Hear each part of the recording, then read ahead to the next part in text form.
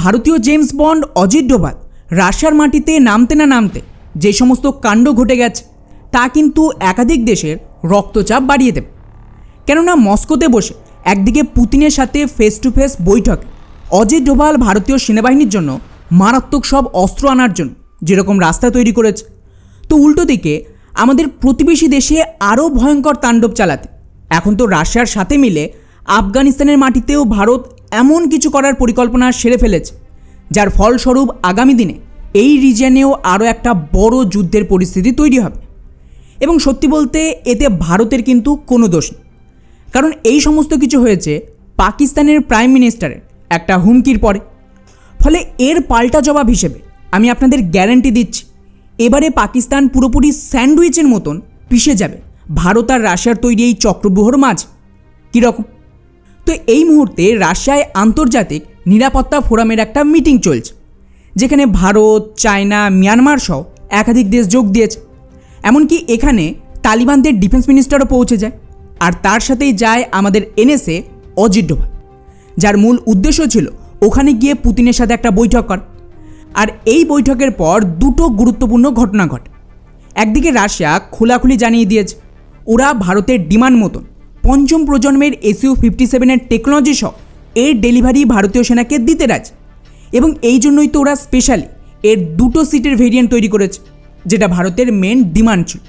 কারণ আগে আমাদের পাইলটদের ট্রেনিং জরুরি, তাই টুইন সিটের বিমান থাকলে সেটা ভারত টেস্ট করবে, তারপরেই এর অর্ডার দেওয়ার কথা বিবেচনা করা হবে। তো সেটা রাশিয়া তো করে দিয়েছে। উল্টো দিকে ভারতের কাঁধে কাঁধ মিলিয়ে রাশিয়া এখন তালিবানদের সাথেও একটা সামরিক চুক্তি সেরে ফেলেছে, এবং এটাই কিন্তু সবচেয়ে বড় ধামাকা।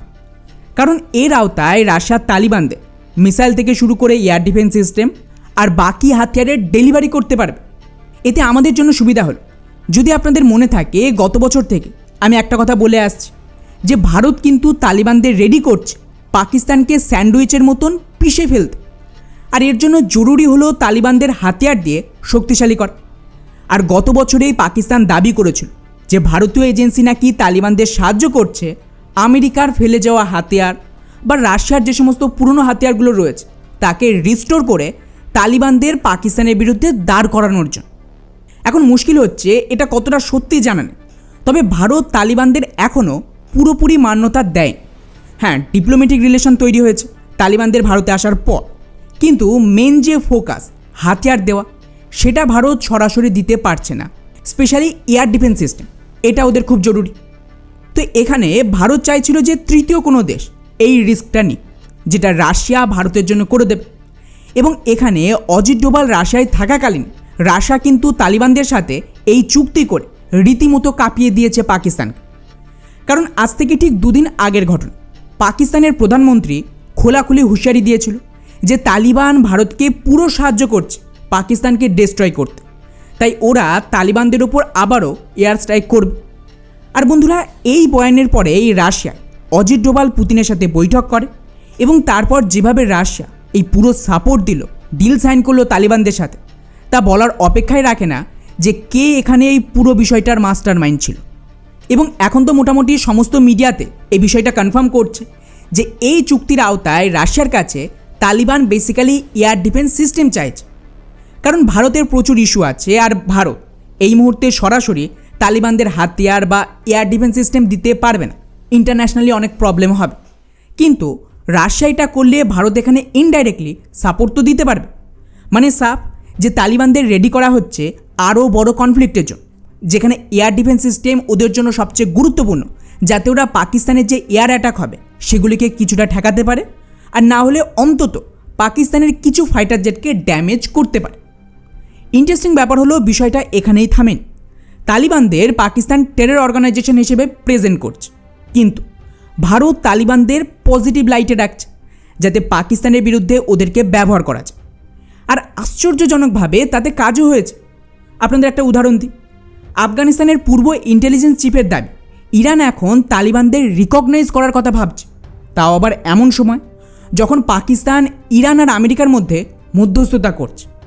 এমনকি খবর তো এটাও এসেছিল যে ইরানের বিমান পাকিস্তান নিজের দেশে রাখতে দিয়েছে যাতে ইসরায়েল তার ওপর অ্যাটাক না করে। এখন এত কিছু করা সত্ত্বেও যদি ইরান তালিবানদের স্বীকৃতি দেয়, তাহলে কিন্তু বলার অপেক্ষায় রাখে না যে তালিবান মারাত্মক শক্তিশালী হবে। কারণ কি সেটা আমি একটু পরে বলছি। তবে এই পুরো বিষয়টা থেকে এটা তো বুঝতে পারলেন যে পাকিস্তান কিন্তু কোনোভাবে এত সাহায্য করেও ইরানকে ম্যানেজ করতে পারেন, কিন্তু কোথাও না কোথাও ভারত ইরানকে বোঝাতে পেরেছে, আর তার ফলস্বরূপই ইরান এখন তালিবানদের স্বীকৃতি দিচ্ছে। আর এটা আমার মন গড়া গল্প নয়। একটু মনে করুন, গত বছর তালিবানদের লিডার যখন ভারতে এসেছিল, ওটা একটা ঐতিহাসিক ঘটনা ছিল। সেই সময় তালিবান কিন্তু রিকোয়েস্ট করেছিল ভারতকে যে ওদের ইকোনমিক্যালি সাহায্যের জন্য, এবং ভারত যেন তালিবানদের ট্রেড বাড়ানোর একটা ব্যবস্থা করে দেয়। তো ওখানে ইরানের চাহবার পোর্ট, যেটা ভারত ডেভেলপ করছে, সেখানে ভারত সরকার আফগানিস্তানকে অ্যাক্সেস দিতে রাজি হয়েছিল, যেটার মদতে তালিবান ডিরেক্টলি ইরানের মদতে বিভিন্ন দেশের সাথে ট্রেড বাড়াতে পারে। কিন্তু এর জন্য প্রথমে জরুরি ছিল ইরান তালিবানদের একটু মান্যতা দিক। তো সেটা এখনও হচ্ছে, যেটাকে নিয়ে পশ্চিমা দেশগুলো খুব একটা খুশি নয়, এবং এটাকে অনেক মিডিয়া গ্যামলিংয়ের সাথে তুলনা করছে।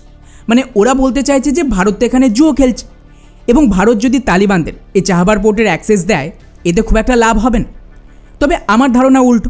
পশ্চিমারা যখন বলছে যে এখানে লাভ হবে না, তার মানে ভারত ডেফিনেটলি সঠিক রাস্তায় আছে। কারণ রিসেন্টলি ওয়ার্ল্ড ব্যাংকের খবর অনুযায়ী আফগানিস্তানের দারিদ্রতা চরম আকার নিয়েছে। উপরন্তু এর মাঝে আরেকটা খবর আসছে, যেখানে পাকিস্তান ওদের বর্ডার সম্পূর্ণ আটকে দিয়েছে আফগানিস্তানের জন্য, যাতে আফগানিস্তানের সাধারণ মানুষ পাকিস্তান হয়ে ট্রেড করতে না পারে। আর এটা তো আপনারা জানেন যে আফগানিস্তান সম্পূর্ণ একটা ল্যান্ডলক কান্ট্রি। তো ওদের অন্য দেশের সাথে ট্রেড করতে হলে হয় পাকিস্তান, আর না হলে ইরানের প্রয়োজন আছে। ফলে তালিবানদের অবস্থা মারাত্মক খারাপ, আর এটাই ভারতের জন্য ব্রহ্মাস্ত্রের কাজ করবে। ভারত একদিকে ইরানকে বুঝিয়ে চাহবার পোর্টে আফগানিস্তানের অ্যাক্সেস করিয়ে দেবে, এতে ওরা ইরানের মাধ্যমে ডিরেক্ট ট্রেড করতে পারে।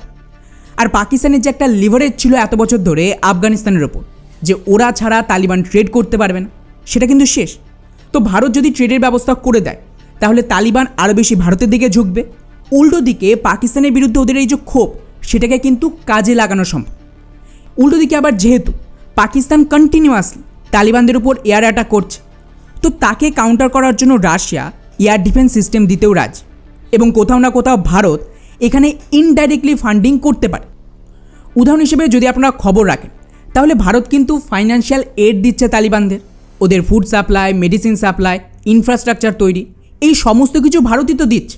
তো স্বাভাবিকভাবে এসবের আড়ালে তালিবান কিন্তু তাদের ফান্ডিং ব্যবহার করতে পারবে রাশিয়া থেকে বিভিন্ন হাতিয়ার কেনার জন্য, যেটা সরাসরি পাকিস্তানের বিরুদ্ধে ব্যবহার হবে, যা ভারতকেই সাপোর্ট দেবে। এবং ওভারঅল আফগানিস্তানকে পাকিস্তান থেকে সম্পূর্ণ সরিয়ে ভারতের উপরে ডিপেন্ডেন্ট করা হচ্ছে, এবং সেই সুযোগে আফগানিস্তানের সমস্ত অ্যাসেটসকে পাকিস্তানের বিরুদ্ধে মোবিলাইজ করে পাকিস্তানকে একটা লং কনফ্লিক্টে জড়ানোর সাথে ওদের ভেতর থেকেও ড্যামেজ করা সম্ভব।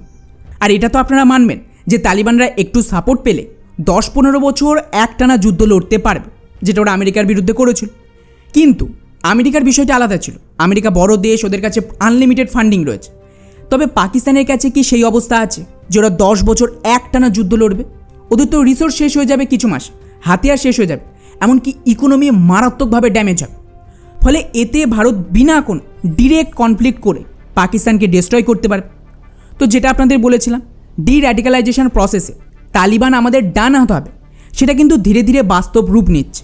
আর টু বি অনেস্ট, রাশিয়া তাতে সবচেয়ে বড় ভূমিকা পালন করবে।